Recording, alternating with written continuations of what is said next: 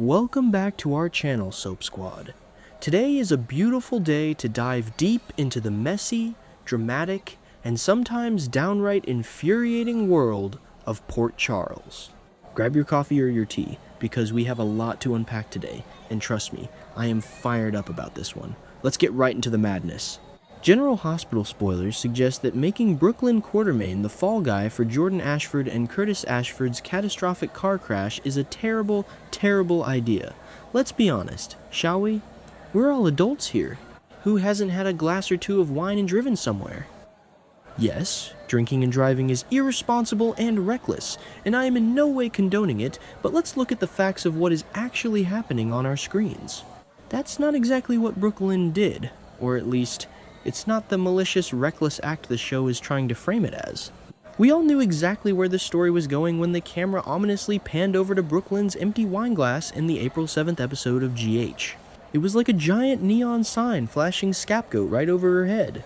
Brooklyn simply didn't want to miss Giovanni Gio Palmieri's performance at the grand reopening of Charlie's Pub. She wanted to be there to support him in all his musical glory. She was running late, she was stressed, and yes, she had a drink.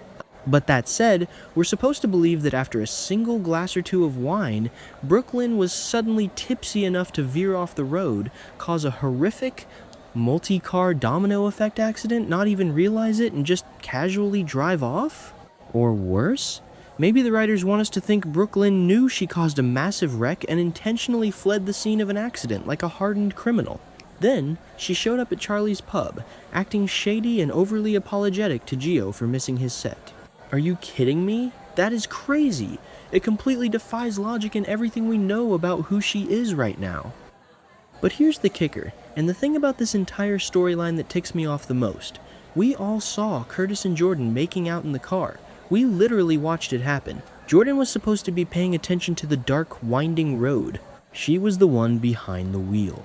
Taking your eyes off the road to passionately kiss your passenger is a massive distraction. By the way, that is very similar to texting and driving. It is not a wise idea, especially at night on Route 91. Curtis and Jordan were canoodling like a couple of high school sweethearts on their way to the local drive-in movie theater. They were completely lost in the moment.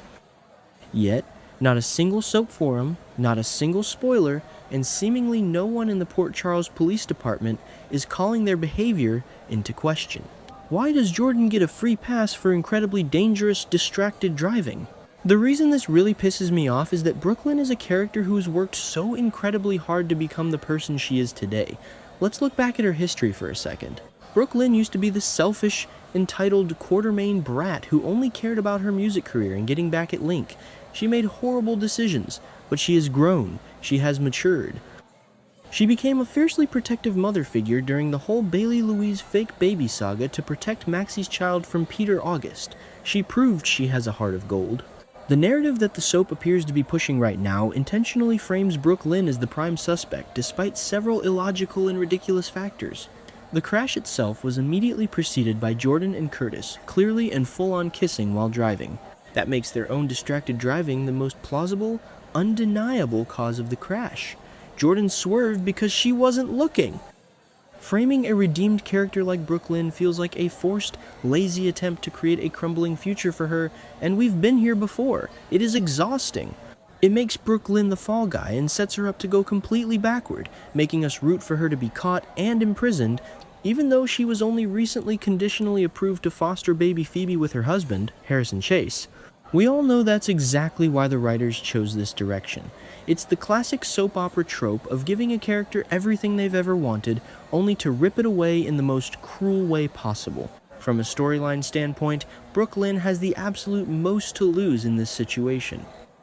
She and Chase have been jumping through hoops. They had to deal with the social workers' concerns about their attachment to this particular baby. They had to rely on Willow Kane, under the guise of her chief of staff duties, to conditionally approve them as foster parents.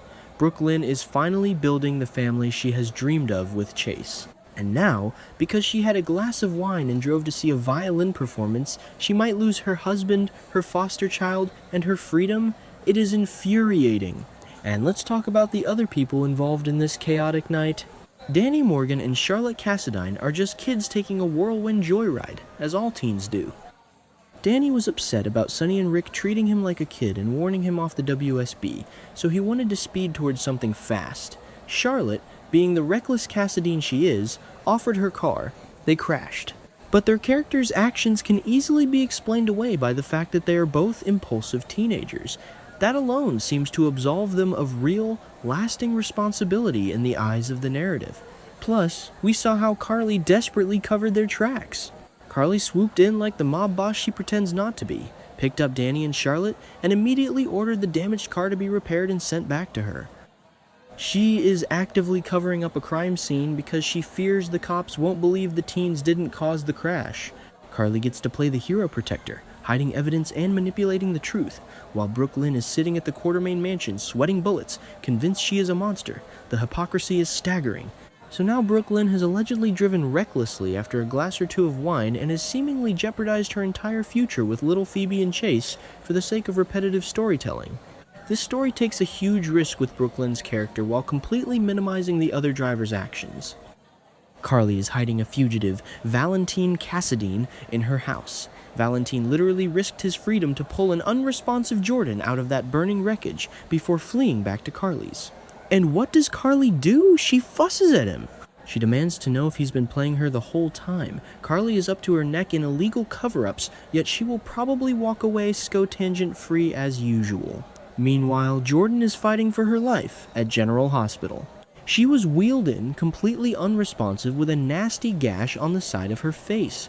Curtis is terrified, screaming for a doctor. Lucas Jones is scrambling to assign a trauma room. Trina Robinson is getting distraught phone calls, initially panicking that something happened to Portia and the baby, only to find out her stepmother figure is the one who is severely injured. It is a massive tragedy! Jordan could have a traumatic brain injury. The stakes are life and death, and when the dust settles, the Port Charles Police Department is going to want someone to blame. And who better to blame than the girl who left a half-empty wine glass at the Quartermaine mansion? I can already see the investigation playing out. Dante Falconeri is already in full cop mode, digging into Rocco's secret and grilling Lulu. It won't take long for him, or Chase, to start looking at the timeline of the crash. Chase is a by-the-book detective. Imagine the agonizing drama when Chase has to investigate his own wife. Imagine the heartbreak when he realizes Brook Lynn was drinking before she got behind the wheel. The writers are setting up a marital implosion, and I just can't stand it. Why couldn't the story just be about the tragedy of distracted driving? Why couldn't Jordan, a former police commissioner, have to face the music for taking her eyes off the road? That would be a fascinating, grounded story. A respected official making a very human, very dangerous mistake and dealing with the guilt of almost killing herself and her partner. But no, instead, we have to weave this convoluted web where a slightly tipsy Brook Lynn might have veered over the center line, causing Charlotte to swerve, which caused Jordan to swerve, which led to the fiery crash. It is too much! I guess this means yet again, Brook Lynn is reduced to playing the villain. Ugh. It is so frustrating to watch a character you love, a character who has shown so much tremendous growth, be dragged back into the mud just to serve a plot point. Tracy Quartermaine is already getting agitated with Brook Lynn, sensing that she is hiding something. Brook Lynn is going to crumble under the guilt. She is going to confess to a crime she might not have even fully committed, simply because she feels responsible. And when she does, the social worker will take baby Phoebe away. Chase will be devastated, her life will be ruined, and you won't believe what happens next if this plays out the way I think it will. Jack Brennan is already putting the puzzle pieces together regarding Carly and Valentine. If Brennan blows the lid off Carly's secrets, maybe, just maybe, Carly's cover-up of Danny and Charlotte's joyride will come to light. If the cops find out Charlotte's car was damaged and secretly repaired, it might introduce reasonable doubt. It might be the only thing that saves Brook Lynn from going to prison. But even then, the emotional damage to her marriage and her foster application will already be done. Let's look at the psychology of Brook Lynn right now. She is a woman who loves deeply but has always felt like she isn't quite good enough. She constantly self-sabotages. Just when she gets the man of her dreams and the baby she desperately wants to care for, she makes a foolish mistake. But the punishment does not fit the crime. A glass of wine should not equate to being the sole responsible party for a multi-car inferno, especially when the other drivers were literally making out and joyriding. Many fans think that Brook needs to face consequences for drinking and driving, and I get that. I really do. But I think the show is being incredibly biased in how it distributes its consequences. Carly covers up accidents and hides fugitives, and she is hailed as a fierce, protective mother. Jordan drives distracted, almost kills herself and Curtis, and she will be treated as a tragic victim. Brooklyn has a drink, drives to support a family friend, and she is painted as a reckless menace to society. It is a double standard that soap operas have relied on for decades, and it is time we call it out. I am firmly on Team Brooklyn. I will defend her because the narrative is unfairly stacked against her. I want to see her and Chase happy. I want to see them raise Phoebe. I am tired of the writers using Brooklyn as the eternal punching bag whenever they need a quick, dramatic fallout. We need to demand better storytelling that holds all characters equally accountable for their actions, not just the ones who are convenient scapegoats. What do you guys think? Are you as frustrated with this storyline as I am? Do you think Brooklyn is actually the one who caused the crash, or is it entirely on Jordan and Curtis for being distracted? Let me know your thoughts in the comments below, because I know this community has some strong opinions on this.